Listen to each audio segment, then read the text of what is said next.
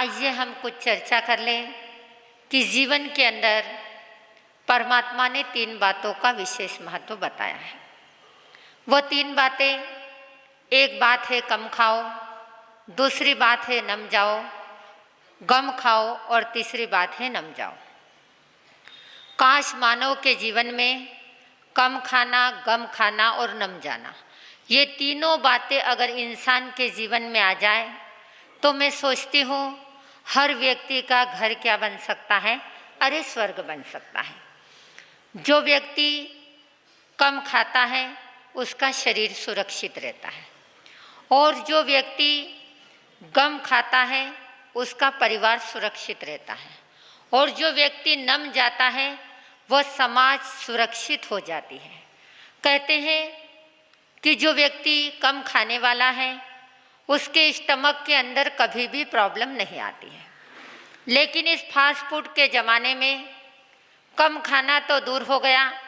अतीत के अंदर लोग 5 द्रव्य, 10 द्रव्य, 11 द्रव्य, 15 द्रव्य, द्रव्यों की मर्यादा लेते थे। जो 14 नियम आज भी हमारे जिन शासन के अंदर बहुत लोग हैं कि जो 14 नियम को चितारते हैं, उसमें हमारी एक जीजी भी है कि जो प्रतिदिन 13 द्रव्य, 12 द्रव्य, बहुत सी यहाँ पर महिलाएं हैं कि जो 12 द्रव्य, 10 द्रव्य, 13 द्रव्य को क्या करते हैं, अरे लगाते हैं। और हमारे साध्वी जी पोल्यूशन में सिर्फ 5 द्रव्य लगाते, उसमें पानी भी आ गया। बहुत से ऐसे गुरु भगवंत भी हैं कि जो जीवन के अंदर द्रव्यों की मर्यादा रखते हैं। जिन शासन के अंदर ऐसे ऐसे संत हुए हैं कि जिन्होंने कम खाकर हमारे देश का, हमारे समाज का गौरव बढ़ाया। जब वर्षावास होते हैं, चतुर्मास होते हैं, हमारे बहुत से भाई बहन जैसे सिद्धि तप करते हैं, कोई आयमिल करते हैं, कोई एकासन करते हैं, कोई उपवास करते हैं। और अभी पर्वाधिराज पोल्यूशन हमारे द्वार पर दस्तक देगा। जिस पोल्यूशन की इंतज़ार हम 1 साल से करते हैं, उन पर्वाधिराज पोल्यूशन के अवसर पर हमें भी क्या करना है, कम खाना है। एक सामूहिक तेले का आयोजन हमें यहाँ पर करना है। आइए इस पर्वाधिराज पोल्यूशन के अवसर पर हम बेले की, तेले की कठोर तपस्या करेंगे और तेले की तपस्या कर कर हम कम खाने के इस सिद्धांत को जीवन में लागू करेंगे। देखिए कम खाने से हमारे शरीर के अंदर कितने फायदे हैं। कम खाने वाले व्यक्ति को जीवन के अंदर कभी कसरत नहीं करनी पड़ती है, कभी वेट लॉस करने के लिए डाइट चार्ट वालों के पास नहीं जाना पड़ता है। जो डाइट चार्ट आज निकल गए हैं, कितनी फीस लेते हैं वो। आइए मेरा महावीर का दरबार, आपको फीस नहीं लगती है। पैसों लागे न टक्को, ढूंढियारो धर्म धोखा जी पक्को। इस दुनिया के धड़क में ताकत है, शक्ति है, जहाँ पर आपको पैसा नहीं देना, सिर्फ 1 घंटे का अनमोल समय निकालना है। वह अनमोल समय आपके जीवन के अंदर क्या कर सकता है, आपके जीवन को मूल्यवान बना सकता है। तो जीवन को मूल्यवान बनाने के लिए हमें सबसे पहले हमारे शरीर को तंदुरुस्त रखने के लिए कम खाने की साधना के अंदर जाना है। मान लीजिए आपको माला फेरना है या आपको साधना करना है। जब आप भर पेट भोजन कर लेते हैं तो बताओ पंकज जी, आपका साधना में मन लगेगा? नहीं लगेगा। अगर हम कम खाएंगे तो हम माला फेर पाएंगे, हम साधना कर पाएंगे और हमारी बॉडी को फिटनेस रख पाएंगे। मैं आपसे ये नहीं कहूँगी कि आप रोटी मत खाओ, आप चावल मत खाओ, आप मिठाई मत खाओ, आप सब कुछ खाओ। लेकिन जैसे आप किसी फिल्म के अंदर जाते हैं, एक मान लीजिए आपने एक मूवी देखी। जब मूवी देखने के लिए बैठते हैं और मूवी के अंदर कोई दृश्य आपके मन को भाता है और उस दृश्य चालू होता है, मन को भाने लगे और इंटरवल छूट जाती है, तो आपको कैसा लगता है? कब देखूं, कब देखूं, कब देखूं। ठीक महावीर कहते हैं कि अपने जीवन के अंदर जो चीज़ आपको भोजन के अंदर पसंद है, मान लीजिए 10 वैरायटी, 20 वैरायटी आपकी थाली के अंदर आए, जो आपके दिल को बहुत पसंद है, बहुत भाती है, उस चीज़ का आज के दिन क्या कर दो, त्याग कर दो। तो आपकी क्या हो जाएगी, अरे उन्नति हो जाएगी।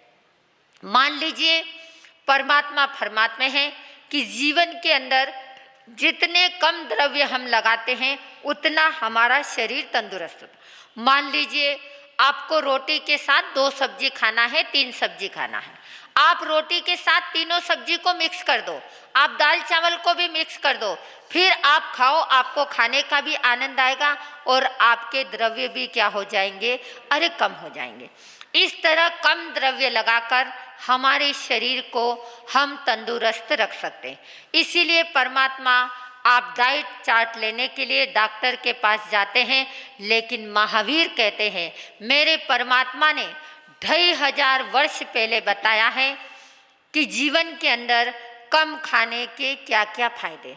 काश महावीर कम नहीं खाते तो उन्हें केवल ज्ञान की प्राप्ति नहीं होती। उन्होंने कम खाया, मेडिटेशन किया, फिर भी उनको केवल ज्ञान प्राप्त करते कितने वर्ष लगे? 12.5 वर्ष लगे। तो हमें कितने वर्ष लगेंगे? कितने जन्म, वर्ष तो छोड़ दो, कितने जन्म लग जाएंगे? तो आइए, ये पहला सिद्धांत हमारे जीवन के अंदर कम खाने का। कम खाने से हमारा शरीर स्वस्थ रहता है। आपने बहुत बड़ सुंदरी की घटना सुन चुकी है, उसने भी कम खाया, सुंदरता में नाम नहीं आया, उन्होंने कम खाया, इसीलिए इतिहास के अंदर सुंदरी का नाम हम लेते हैं। क्यों लेते हैं?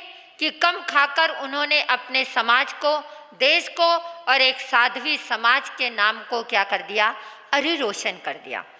जिससे स्टमक की प्रॉब्लम होती है, हमारी गुरुवरिया कहा जात करती थी कि जिसे पेट की तकलीफ है वह अणुत्तर वायु सूत्र को पढ़ लेता है तो उसकी पेट की तकलीफ भी क्या हो जाती है, कम हो जाती है।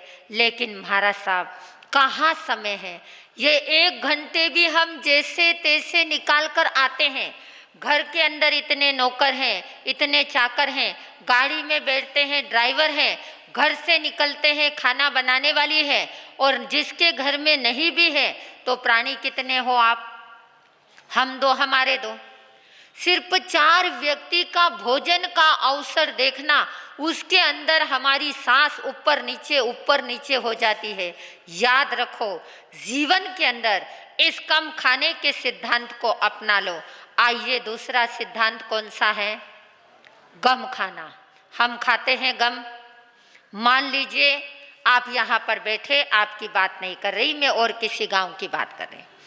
अगर कोई छोटी सी बात हो जाए, अगर लिस्ट से नाम दिए हैं, अगर साध्वी जी एक नाम ऊपर का नीचे ने, नीचे का ऊपर बोल दे तो फटाक वहीं चालू हो जाते, महाराज साहब मेरा नाम, मेरा सरनेम बदल दिया, मेरा नाम ऐसा आ गया, मेरा नाम वैसा हो गया। नहीं नहीं, जब तक हम गम नहीं खाएंगे तब तक हम मोक्ष की सीढ़ी को हासिल नहीं कर पाएंगे। गम जीवन के अंदर इतिहास के स्वर्णिम पृष्ठों को उठाकर देखो, गम खाया था चंदन बाला ने। काश वह राजकुमारी, वह चंदन बाला जीवन के अंदर गम नहीं खाती तो न उससे केवल ज्ञान होता, न 36,000 सतियों की वह आचार्य बनती। उसे आचार्य बनने के लिए, प्रमुखा बनने के लिए और 36,000 सतियों का नेतृत्व करने के लिए क्या खाना पड़ा? चंदन बाला ने उपवास किया था पहले, दीक्षा के पहले। सिर्फ उसने जीवन के अंदर गम खाया। काश हम गम खा लेते हैं तो इतिहास के स्वर्णिम पृष्ठों पर हमारा नाम आता था। गम खाया या नहीं खाया? हम क्या खाते हैं?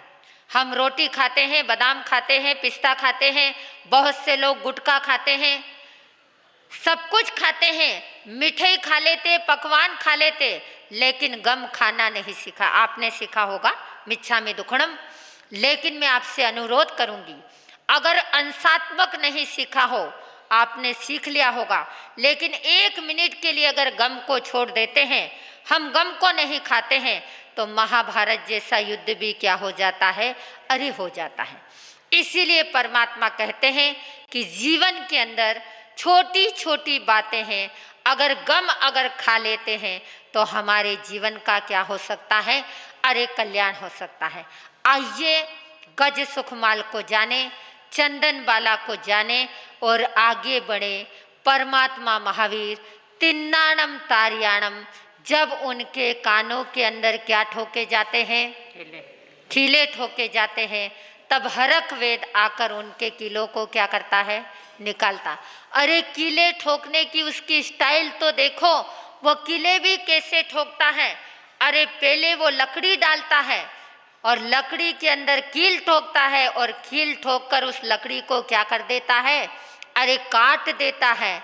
जब उस लकड़ी को काट देता है, जब वैद्य आता है, देखता है कि वेदना कहाँ हो रही है, कैसे हो रही है।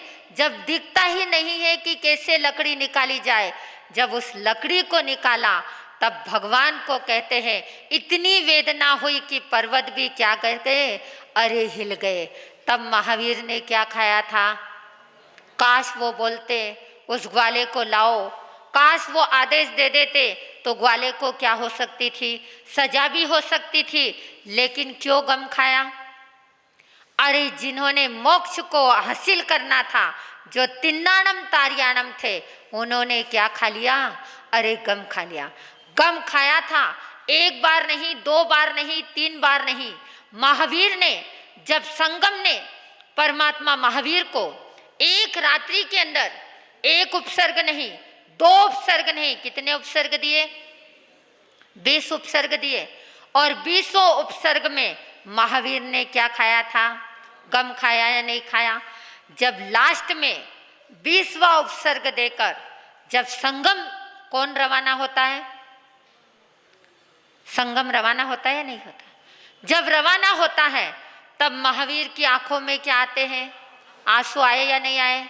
तीर्थंकर की आंखों में जब आंसू आ जाते हैं तब वह संगम पूछता है, अरे ये कैसा व्यक्ति, जब 20 उपसर्ग दिए मैंने तब इनकी आंखों में आंसू नहीं आए, लेकिन मैं रवाना होता हूं तब इस परमात्मा की आंख में आंसू क्यों आते हैं, इसका क्या कारण है, क्या वजह है। पुनः लौटता है, पुनः महावीर से पूछता है, हे परमात्मा 20 उपसर्ग देने के बाद जगन्य मध्यम उत्कृष्ट सारे उपसर्ग आ गए, लेकिन तब आपकी आंखों में पानी नहीं आया। जब मैं विदा होता हूं, जब मैं रवाना होता हूं, अब मैं थक गया कि आप उपसर्ग से क्या नहीं किए, अरे घबराए नहीं, देते देते मैं थक गया, पर आपकी आंखों में आंसू क्यों आए। तब परमात्मा ने कहा, हे संगम तेरी जगह अब मोक्ष की क्या हो गई, अरे खत्म हो गई, अब तो मोक्ष में नहीं जा पा रहा है, इसलिए मेरी आंखों के अंदर क्या हो गए, आंसू आ गए। गम खाया या नहीं खाया। उस उपसर्ग देने वाले के लिए भी परमात्मा ने क्या कर दिए, अरे गम के आंखों से आंसू बहा दिए। और हम तो किसी को तकलीफ देते हैं और हम कहते हैं कि ये रोया क्यों नहीं, मैंने इतना बोला, इतने गलत शब्द बोले, काश इसकी आंखों में आंसू आए तो मुझे क्या होगी, अरे शांति होगी। ऐसा शांत होने वाला, ऐसे विचार करने वाला ही अपने जीवन के अंदर क्या कर लेता है, अरे रो लेता है। महावीर कहते हैं कि जीवन के अंदर गम खाओ तो महावीर की तरह, गम खाओ तो गज सुखमाल की तरह, गम खाओ तो चंदन बाला की तरह, और गम खाओ तो किसकी तरह, मरुदेवी माता की तरह। गम खाओ तो मृगावती की तरह, कि जिसने जीवन के अंदर गम खाया और अपने जीवन को क्या बना लिया, अरे पवित्र बना लिया।